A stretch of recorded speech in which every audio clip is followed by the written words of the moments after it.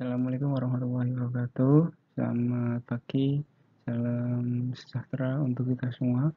Kembali lagi bersama Pak Nur dalam pelajaran PPKN. Kali ini kita akan membahas tentang karakteristik daerah tempat tinggal dalam kerangka NKRI, di mana dalam materi ini memiliki beberapa tujuan pembelajaran, yaitu mendukung karakteristik daerah tempat tinggalnya dalam kerangka NKRI sebagai anugerah dari Tuhan Yang Maha Esa. Yang kedua yaitu menampilkan karakteristik daerah tempat tinggal kita dalam kerangka Negara Kesatuan Republik Indonesia.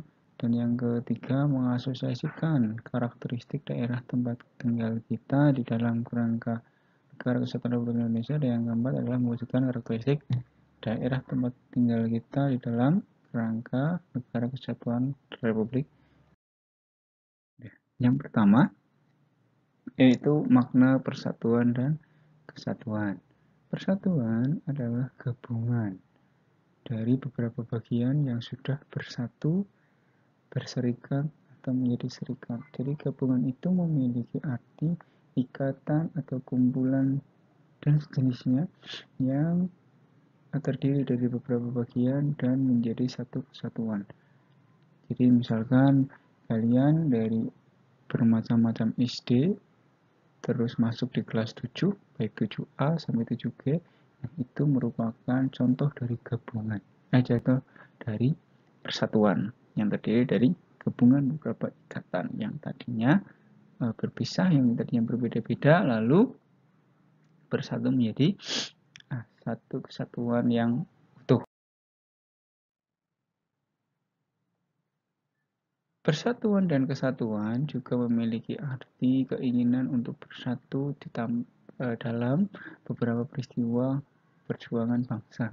Ini seperti munculnya organisasi Budi Utomo di tahun 1908, Sumpah Pemuda 1928, dan Proklamasi Kemerdekaan Indonesia.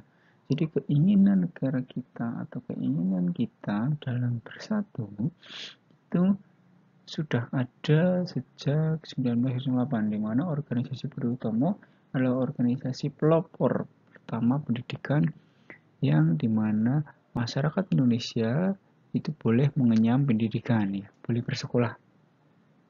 Terus Sumpah Pemuda, bersatunya para pemuda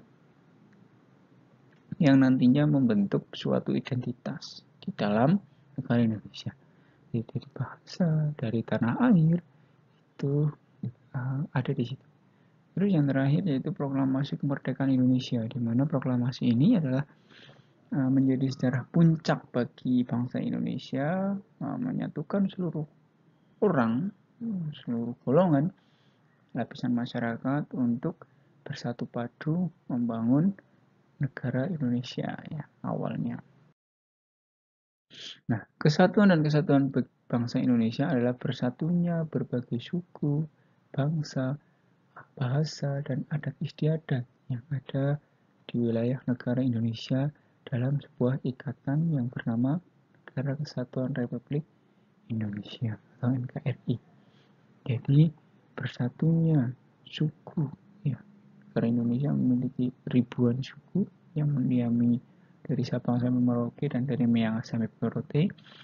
Bangsa dan bahasanya juga bermacam-macam, adat istiadatnya juga dari masing-masing suku itu mempunyai adat istiadat dan bahasanya sendiri-sendiri, yang mana kita harus menjaganya di dalam NKRI. Satu wadah, satu naungan, walaupun berbeda-beda tetapi tetap satu jua, ya. Jadi Bhinneka Tunggal Ika. Nah, arti penting dalam pemahaman karakteristik daerah tempat tinggal yaitu perlawanan masyarakat terhadap penjajah di berbagai daerah menjadi upaya bersama untuk terbebas dari jajahan bangsa asing. Perlawanan-perlawanan yang ada di dalam masyarakat Indonesia tentu memiliki cerita, memiliki sejarahnya masing-masing dalam upaya untuk membebaskan diri, membebaskan wilayahnya dari para penjajah asing. Seluruh wilayah di Indonesia melakukan perlawanan-perlawanan untuk mengeluarkan atau untuk terbebas dari penjajah. Dalam masa pergerakan nasional, selain organisasi politik, juga muncul organisasi pemuda yang bersifat kedaerahan. Jadi di masa pergerakan nasional 1908, itu selain organisasi politik, organisasi Budi Utomo tentunya juga muncul organisasi pemuda yang bersifat kedaerahan, betul. Jadi dari yang Java, yang Celebes, yang Sumatran pun itu adalah salah satu organisasi pemuda yang mempunyai sifat kedaerahan pada saat itu. Jadi berfokus pada daerahnya sendiri. Jadi belum bersatu. Dalam perkembangannya diadakan Kongres 1 tanggal 30 April sampai 2 Mei 1926 bersama antar organisasi pemuda. Hal ini dilakukan untuk menunjukkan nasionalisme terhadap bangsa Indonesia. Kongres Pemuda. Pendudukan Jepang semakin menyadarkan golongan pemuda untuk merdeka secepatnya tanpa campur tangan Jepang. Hal tersebut mendorong terjadinya peristiwa Ranges Dengklok, di mana golongan muda menculik Soeharto dan Bung Hatta, Soekarno, dan mengasingkan Ranges Dengklok untuk segera melancarkan atau mempercepat proklamasi saat itu. Nah, lalu pada tanggal 17 Agustus 45 terjadi pembacaan teks proklamasi yang menjadi puncak perjuangan rakyat Indonesia untuk mencapai kemerdekaan. Di situ disebutkan bahwa kami bangsa Indonesia dengan ini menyatakan kemerdekaan Indonesia. Hal-hal yang mengenai pemindahan kekuasaan dan lain-lain diselenggarakan dengan cara seksama dan dalam tempo yang sesingkat-singkatnya.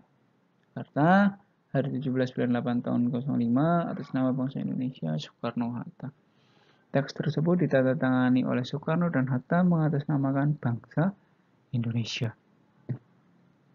Ini menjadi puncak daripada perjuangan rakyat Indonesia. Mr. Muhammad Yamin adalah orang yang menggagas ide mengenai pemerintahan daerah di dalam sidang PPUPKI tanggal 29 Mei 19.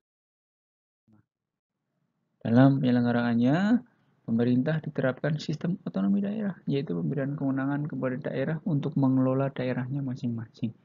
Jadi di dalam otonomi daerah ini, setiap wilayah itu berhak mengatur, mengelola, membuat atau mensejahterakan, mengelola daerahnya sendiri dengan kekuasaan yang diberikan oleh pusat. Nah, adanya pemahaman dan pemanfaatan fisik daerah dapat mengoptimalkan otonomi daerah. Jadi, keunggulan atau tentang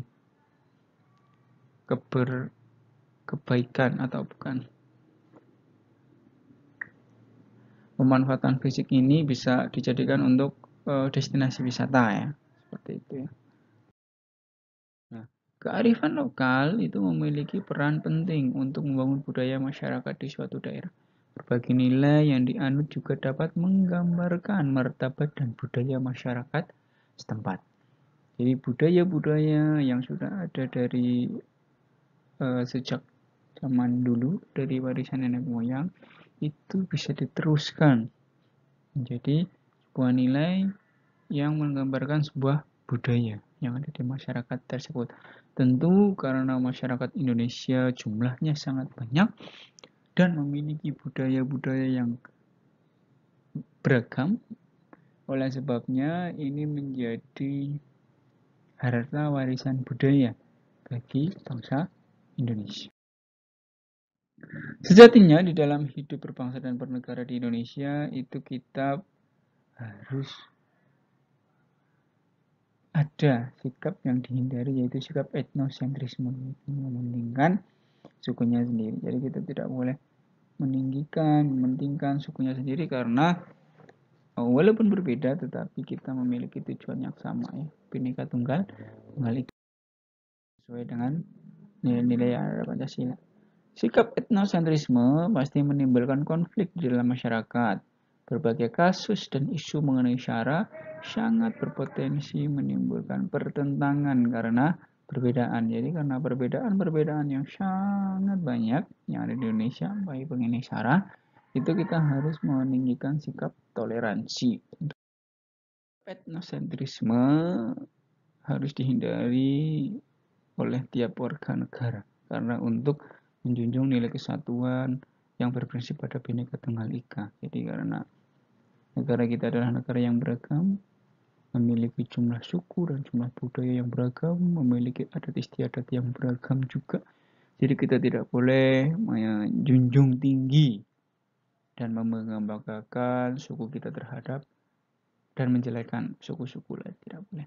Kita harus bangga dengan suku sendiri dan bangga dengan budaya yang ada di Indonesia. Jadi semuanya itu adalah termasuk di dalam keberagaman yang ada di Indonesia. Bhinneka Tunggal Ika berbeda-beda tetapi tetap satu jua. Demikianlah pelajaran daring PPKN kelas 7 dari saya. Ada kurang lebihnya mohon maaf. Sekian. Assalamualaikum warahmatullahi wabarakatuh.